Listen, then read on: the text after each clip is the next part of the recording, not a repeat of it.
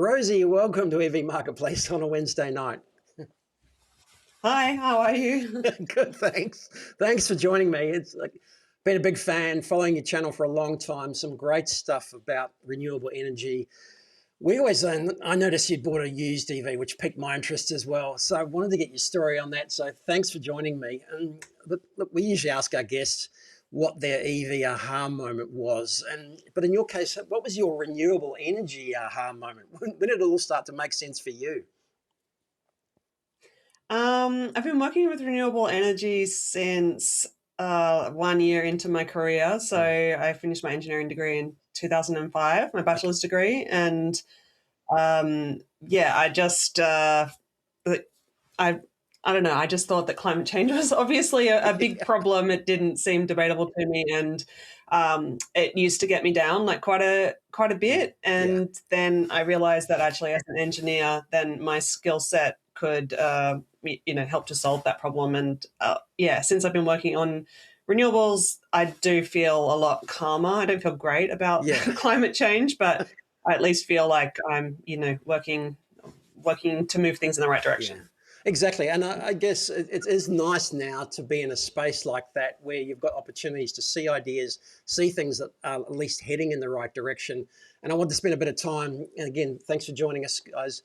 But I wanted to spend a bit of time tonight just having a look at some of the ideas that Rosie's investigated, because it's extraordinary. Before we get back to EVs, it's fascinating for me as well that this is all part of the whole scheme, and fundamentally driving an EV for me is also all about not using petrol, right, and using electricity. I come from an AV, audio-visual background. Everything's electric, basically. All tools, all equipment, everything. It's just, the last bastion is a car. So it makes a hell of a lot more sense as well to me as well. But again, let's jump straight in, because Rosie's got a fantastic YouTube channel. She's got a heap of subscribers. I don't know if you need any more. Over 125. We met a couple of years ago, and that's grown incredibly. But also a consulting business. So yeah, you don't make any money out of YouTube, do you? So you tell us a bit more about your consulting business. Yeah, so my consulting business, the type of engineering I do is basically product development for energy technologies, and the bulk of that has been in wind energy, wind energy subsystems. Spent 5 years working in Denmark on that topic, and before that did a PhD on that topic. So a lot of the work that we do at Partaload is related to wind energy O&M. Basically, if companies have wind turbines, if they have problems with their blades, then they get in touch with me and I help them figure out why and hopefully solve it as well. And then the YouTube, it doesn't make money, but that's mostly because I don't spend that much time doing it. I have an editor who edits the videos. The last one took him 40 hours to edit the one video. So you can imagine that I wouldn't be getting a lot of other work done if I did that. So yeah, it certainly makes some people money, not me a whole lot of money. Exactly. You can't rely on that for your real job, but it's certainly it spreads the message, that's for sure. And that's what we're trying to do with our channel as well. It's just at least spread the message to help people understand and get more familiar with the market and the used car market. But some of the places you've been and some of the things you've done are just fascinating for me. And can I touch on that before, again, we get into cars? And is there too much solar at the moment in Australia? No, I don't think so. There's certainly enough solar that it's causing challenges in the grid. But that video, basically, I was talking about, challenges in the grid is nothing new for Australians anyway. We've got a really big country with not that many people living in it, lots of big distances between towns and cities, and that's always been hard to keep that electricity reliable. And so I think they're actually really well placed in Australia to be the ones that have, the most variable renewables in our grid out of anyone, especially like if you consider that we're not connected, like Denmark has a lot of wind energy, but they're also connected to Germany and to the rest of the Nordics. And so our challenge is harder, but then we're also better placed, I think, to solve it. So that's mostly what that video was about. Is there an argument for a big solar farm in the middle of Australia to distribute to the whole country and just take care of the whole problem with one gigantic investment? Something as ridiculous as that? I don't think it would take care of the problem. Like, I mean, the sun still sets at night, Yeah. so Okay. I guess that you would have your huge solar farm and you would have Yeah. your huge batteries, and then you would need to build transmission, which is probably the hardest Yeah. part of the transition at the moment. Or transmission and wind energy are probably the Yeah. hardest parts. But also, you just have to, if you rely only on solar, then you have to overbuild so much to cover, Yeah. to have enough solar panels, that you're generating enough power in the Yeah. middle of winter. You could do it. It wouldn't be the cheapest way to Yeah. do it. Cheapest way to do it definitely still includes a lot of wind. So wind power is one of your specialties. Are we sort of on track to get that mix right? At the moment, it's not quite on track. Mm. It's not like that far off, but it's the slowest part. Solar panels, Yeah. batteries, and increasingly EVs are kind of like have a momentum of their own because Yeah. it's they're small and very modular, distributed. Households can make choices about those things. You don't need to wait for the business case doesn't need to totally stack up Yeah. before people start getting interested. Yeah. I mean, the business case for all of those is there now, so that's Yeah. why I think that they're really moving fast. Wind energy is not doing as well, and we do need some more wind farms. The Yeah. government's providing a bit of incentive. I don't think it's really working that well, so I think that we are going to have a problem with being able to actually close our coal power plants Yeah. as planned over in the 2030s. If we don't have the wind in place first, then I think that we'll see coal plant extensions needing to happen, and I definitely don't want to see that. So I'm hopeful that we can accelerate the pace on wind farm development in the next few years. Is that an offshore and onshore? How do you see the mix? Oh, I actually don't think we need offshore in Okay. Australia. I'm very interested in offshore. Engineers like to work on challenging things, and offshore wind is very challenging. Might be why I especially love floating offshore wind. Yeah. And I was just in Japan a few weeks ago, and that's like one of their best options actually for building energy of any energy generation of any kind, not just renewables. In Australia, I don't think that we should be the ones to spend the extra money to develop that because we've got just so many good options here, and there are a lot of really great onshore wind resources left. Yeah. So we don't need it in that sense. However, it does solve some problems because you don't need as much transmission, and it has good generation profile. It tends to generate more in the winter, more in the evening. So, that's quite nice. I think that Victoria is pretty firmly committed to it. So I think that we will have some. But I don't see it needed. Like, it's not a necessary part of our energy transition at all. And when you say generation profile, you mean making the right amount of electricity at the right time so that we can use it, yeah? Yeah. I think a really good example is Western Australia. If anybody's, been to Perth, then what do they call it? The Fremantle Doctor. So you've got like a really, really hot, stifling heat in the daytime, and then in the evening, this really big breeze comes from the south and off the coast, and it's just perfectly timed for the sun setting and the wind comes up, and it's just so well correlated to or anti-correlated to solar, and the same it's stronger in winter than it is in summer, and so it balances out nicely. So there's quite a few places like that where the profile just nicely matches what solar can't do and what the grid needs. Yeah, and you have to keep reminding everybody that like 3/4 of the power is used between 6 o'clock in the evening and 9:30, 10 o'clock at night, right? So that's when you need it, and that's where batteries have come in. So on batteries, is V to G going to be part of that solution, do you think, longer term? For actually, if you're generating a lot of solar during the day, there's home batteries, of course, but does the V to G, does the car battery fill a spot there?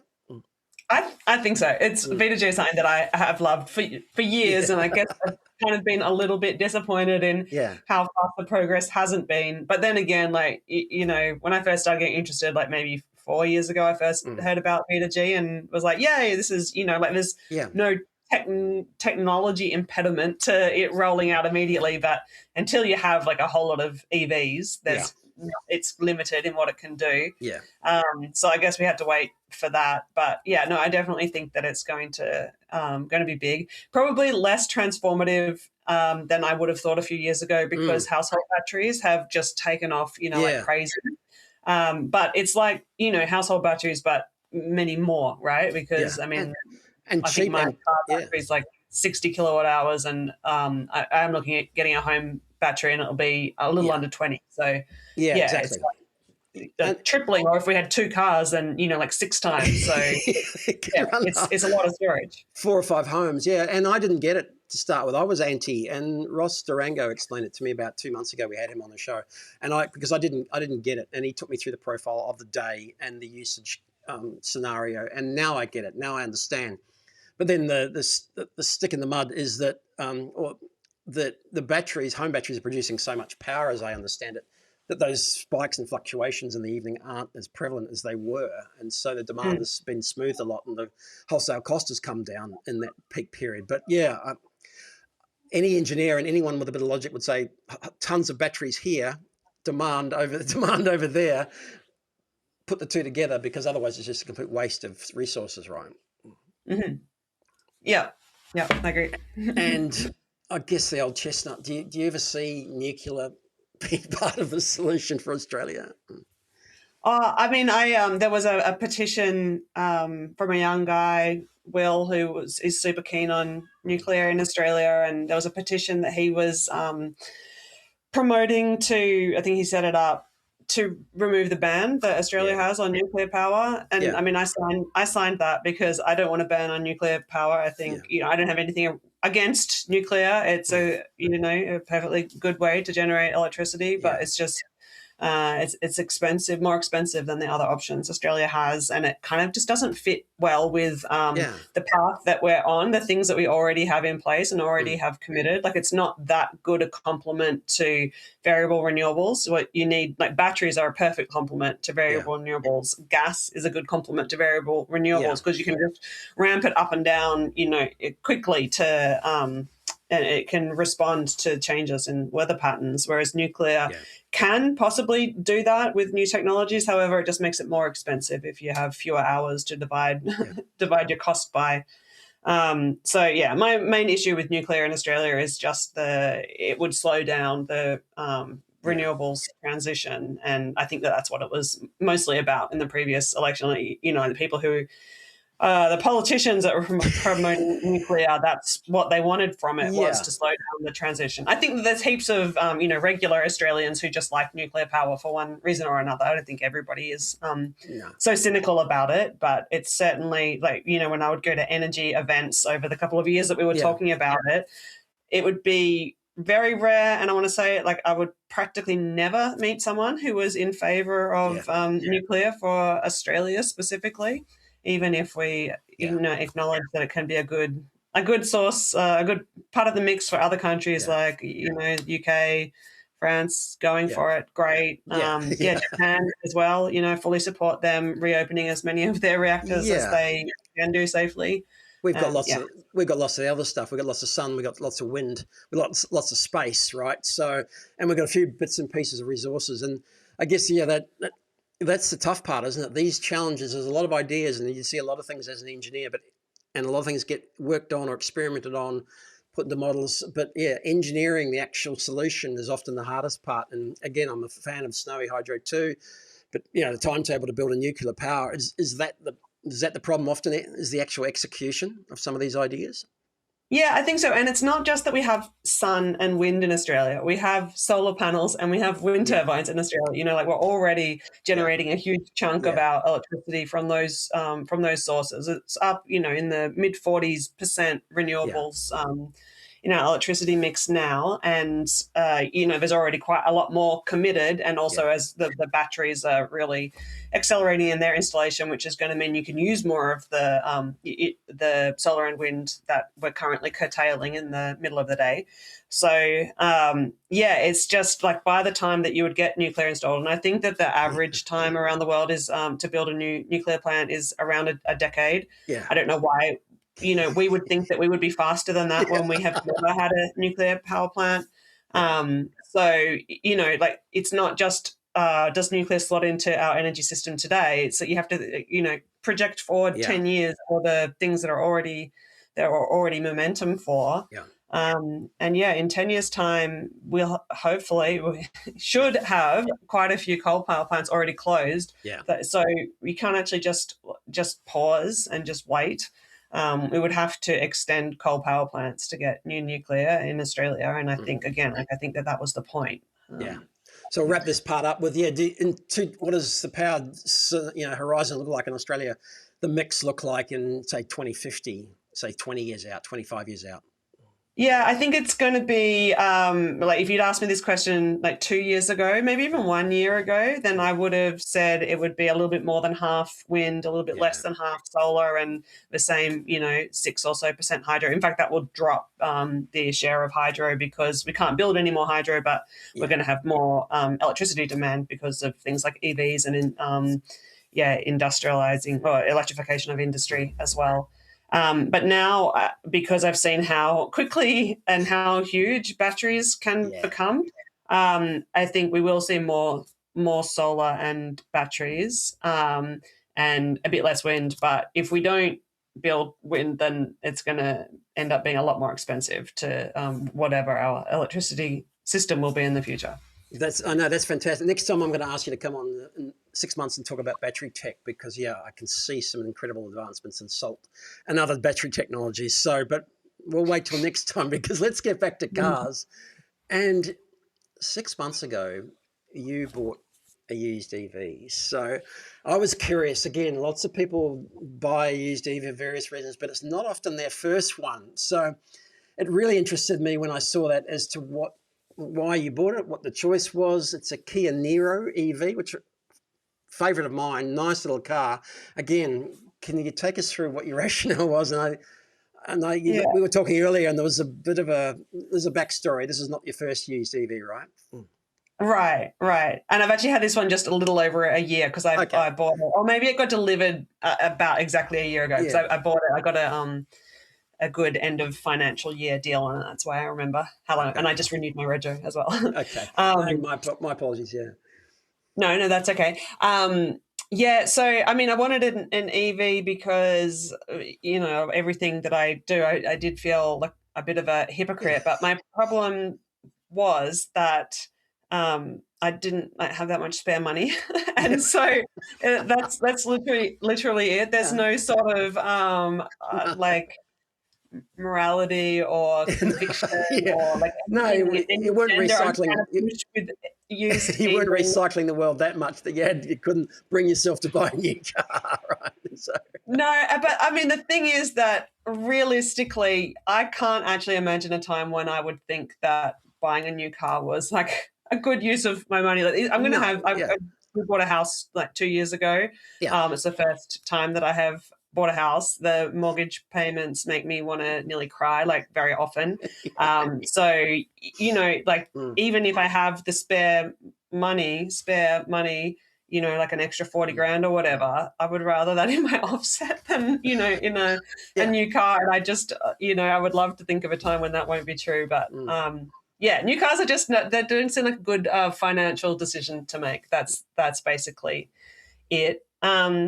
And then, so I originally I had even less money actually when I went to buy the first one probably 2 years ago. And I got one, you remember the Good Car Company? I'm sure if you're, into EVs, then you would know about them. So I bought one of their cars. I got a really good deal on it. I spent only like 20 grand or something, which was like nothing 2 years ago for an EV. It was a Peugeot and it was, just the only way that I could have gotten into an EV. There was almost nothing available secondhand at that time other than that. There were a few, but very, very, very few. But I had some problems with it. Nothing EV specific. I don't even know if it was the battery or not. Just heaps of warning lights. No, like every time that someone would come and plug in a diagnostics, it would give another 30 different warnings. It was different from each other every time. Yeah. And I just literally couldn't find anybody that could get into the firmware to even find out what was going on and have a go at fixing it. And it was still under warranty, and so because it was bought from a dealer, and so I just got a refund for it. It's easier than I really definitely didn't want to just discard it. And it did get auctioned off, and someone bought it, and I'm sure that they would have at the very least done something with the battery, which did not seem to be degraded. At least there was issues with there were lots of battery-related faults, but there was everything-related faults. So I just think write it off to kind of being, like modern cars have a lot of electronics, and if you can't get into the firmware, then there's not much future in car owning that car for you. Yeah. So yeah, that was kind of it.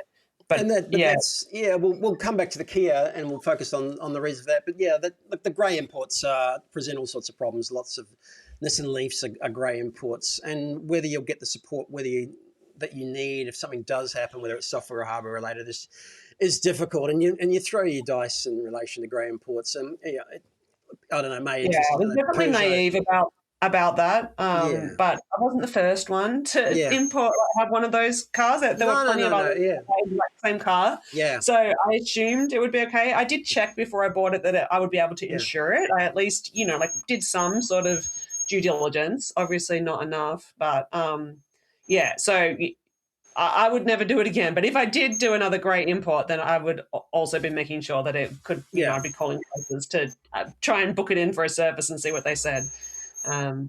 So anyway, after that, I didn't have any car at all for about 6 months or maybe more. And so, that's even better than a secondhand EV, for climate is just riding your bike everywhere. Yeah. So, are you a spreadsheet kind of buyer, or are you just more an impulse buyer? What's the level of your research? Oh, definitely a spreadsheet, although I had very clear selection criteria for this one. So the first one was that it was going to be a mainstream car, that there were quite a lot of. And so that narrowed it down a lot to only, and I used to have a Golf back in the day, and I just think that's a really good size of car. Yeah. I had a Corolla, old Corolla 84 and a 79 Corolla, my very early car ownership days. That's a perfect size to me. So I always wanted something that size, a hatchback where you can put stuff in the back. And that narrowed it down quite far. I don't like Teslas because I don't like having to keep on moving my eyeballs to the center. That's it. I hate that. So I don't want to do that. So I chose one where I didn't have to do that. And then I test drove a bunch. I actually just hired every time I need, because I didn't have a car. So every time I needed to drive and my partner was using his car, then I had to hire one. And so I used that opportunity to hire every EV that I could. So I hired, hold on, I'm just going to have to just go to check on my son. Can I, sorry, pause live. Everyone go make a cup of tea. That's all right, no problem. We'll go to an ad break while Rosie is checking her son. Check out some of the cars at Amazing EV this week. We'll be back shortly.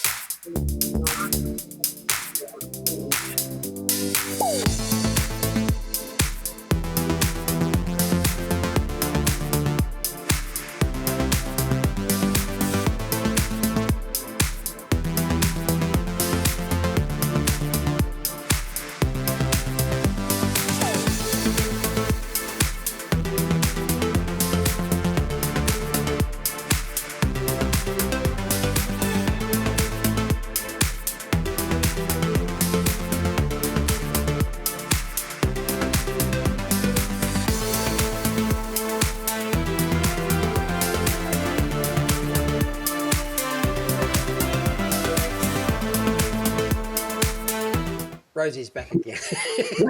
family first show. That's yeah, that happens.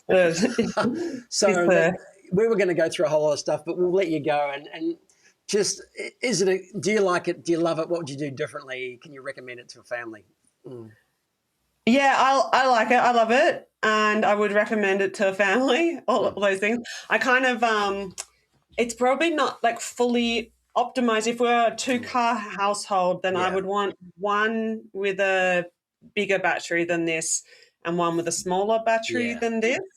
But that said, I think I was just talking about this with my partner the other day, because he's like, "Oh, you'll have to sell it and get a smaller one once we get a bigger car." I'm like, "Oh, is it worth the effort of flipping a car. Like I hate selling Yeah. a car. It's We'll help bad. you. We'll Buying a help you at second-hand Amazing. car is We'll help you at great. Amazing EV. We'll make it easy for you. Okay, so you've come to the right place, Rosie. Okay. Well, yeah, like the big one you can help us out with. But I think I would just hold on to this. Like, who cares if Yeah. it's a slightly larger battery than what I need for the second car? But like I've driven to Sydney often with it. I was up to from Canberra to Gosford the other day. And yeah, soon I'll try and recreate I did a road trip like 4 or 5 years ago, Yeah. from Canberra to Melbourne and then back via Wagga or Oh yeah. It's regional centre. It was such a pain. The like one way went great, everything went smoothly, and then the other way was yeah. just like such a nightmare. And so it'll be interesting to recreate it because I have noticed that over the last few years there's so many more charges. Like back then, 5 years ago, you'd plan out your trip, and then if you had a planned charge and the charger wasn't working, it was dire straits. Yeah. Like absolutely, like oh my god, like where can I go find a motel with an extension cord and like add an extra day onto my trip? Or you're just charging every time you saw a charger just in case the next one didn't work. It was no good. And it's not like that now. You know, like these days, if the charger doesn't work, you just go to another one in the same town, the same small country town. Usually they have several. So Exactly. it will be good to repeat that. And you're in Canberra, and look, Canberra reached 45. I know there was like 23% penetration on the new car market overall, and everyone was celebrating. But I think congratulations to the ACT. They were 45% last month of all cars sold were EVs, and I think they're getting close to 5% on the road. At least 5% are on the road. Correct me if I'm wrong, but. So congratulations to everyone in the ACT. You're doing a sterling job down there. So and where I live, the part of Canberra where I live has got lots of like old school hippies, but wealthy ones, and so there's a lot higher than that driving around in the suburb and surrounding suburbs from where I am. So definitely see it. Hey, thanks, Rosie. Hey, we didn't get to batteries, car batteries. Rosie did a battery test after she bought the car. Do one before, would you please? She's a big fan of battery testing. We're going to go. How? Yeah, we'll have to just continue talking longer because like how are you supposed to do that? Because like the one that I did, like yes, you can take it and do the stationary test. I never found out how that test actually works just by trying very hard. So I'm not like since Dieselgate, like I'm very distrustful of anything that the car computer wants to tell you. Like I don't want to trust it. So the one I did, you needed, and it's a relatively short test drive, but I still needed like 10% or more of the battery drained in one drive. And for this car, it was like 50 Ks nearly that I needed to drive. You can't drive that in a test drive. And so if the sellers haven't already done the test and have the certificate, like you've got no choice. So anyway, so that's why I bought from a dealer. The car has 5 years of warranty, or 4 now, but it had 5 when I bought it. So I don't have to worry about that for a while. But everyone needs to ask when they're buying a new car. They need to ask, "Where's your test?" Yeah. Oh, you don't have one? Okay, well, let me go test it for an hour so that I can get all of this kilometers on the clock and get my own test. So everyone asks. Well, you did the Avalon test. We'll check next time. But please, we both advocate getting a battery test before, not after. So luckily it was okay, wasn't it? It was fine. Well, I've got the warranty, so it's okay if it's not. But, yeah. Where did you end up buying it from? Was it private or was it dealer? I'll finish with that. How's that sound? A dealer, yeah. Actually, I just before end of financial year, I'd figured out which car I wanted and just brought up all of those ones for sale in Australia and just called around offering 10,000 less than what they were advertised for, and eventually I found someone. So I got such a good deal. I'm so proud of myself for my negotiation on this car. That's exactly the way to do it. Just because again, and was it a Kia dealership or was it another dealership? Just as a matter of interest. Yeah, Kia. Yeah, they sell Kia. Yeah. Excellent. You had 500 Ks on the clock. Yeah. Hey, we haven't. Hopefully, you come back again next time, Rosie. Thanks very much. We didn't cover half of what I wanted to cover, but thanks for your time. Really appreciate it, and hopefully, you can come back again next time. We'll carry on talk about battery chemistry and other types of chemistry. How's that sound? Yeah, sounds great. Thanks a lot. See you next time.